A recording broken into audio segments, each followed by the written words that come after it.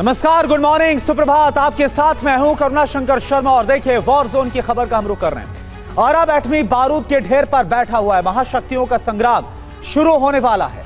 30 जून की सुबह इजराइल ने लेबनान की राजधानी बेरूत पर हमले की कोशिश की। बेरूत के आसमान पर इजरायली फाइटर जेट उड़ान भरने लगे। हिजबुल्लाह के ठिकानों की रेकी पूरी हो चुकी है। इजराइल के इस कदम के बाद ईरान ने सीधे युद्ध में उतरने का ऐलान कर दिया है। व्लादिमीर पुतिन ने अरब से अमेरिका को बाहर करने के लिए हिजबुल्लाह को मिसाइल आपूर्ति शुरू कर दी है। आप देखिए कैसे पुतिन की अमेरिका विरोधी नीति से अरब में एटमी युद्ध की शुरुआत होने वाली है।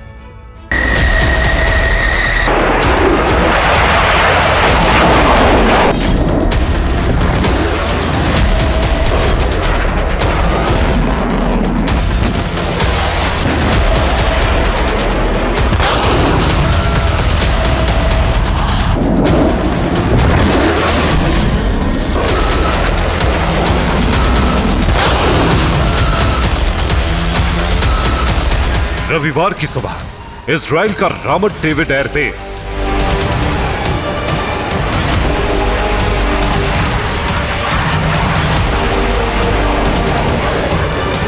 हाइफा के करीब इस एयरबेस से इजराइल के F-35 और F-16 जेट ने एक के बाद एक उड़ान भरी।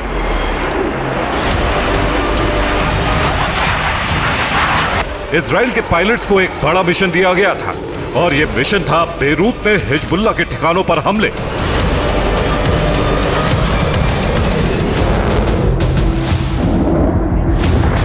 उत्तरी इजराइल के इस बेस से उड़ान भरने के बाद ये जेट कुछ ही मिनट बाद लेबनान की राजधानी बेरूत के आसमान पर पहुंचे और इनकी रफ्तार आवाज की गति से तेज हो गई।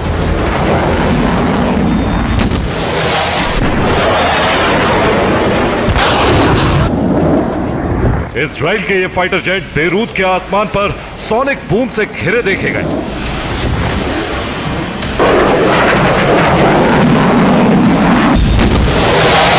इजराइल के ये फाइटर जेट बेरूत के आसमान पर गरजने लगे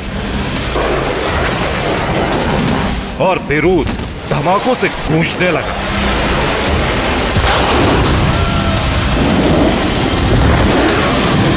इजरायली फाइटर जेट को एक सोनिक वेव सर्कल ने घेर रखा था और बेरूत के लोग डरे सहमे थे।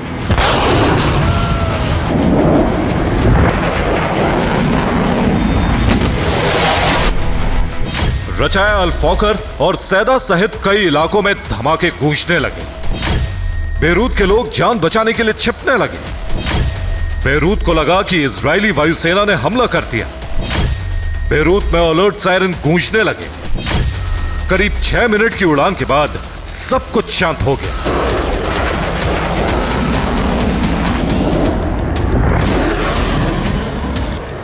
इजराइल के फाइटर जेट 6 मिनट की उड़ान के बाद बेरूत के आसमान से लौट गए, लेकिन न मिसाइल हमला किया न ही बम गिरा। तो फिर धमाके कैसे हुए?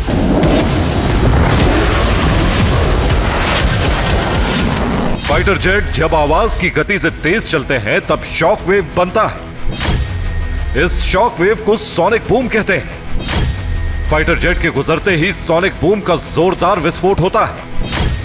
हवा में आवाज की गति 1235 किलोमीटर प्रति घंटा होती है। इजरायली जेट बेरूत पर करीब 1500 किलोमीटर प्रति घंटा की रफ्तार से उड़ान भर रहे थे।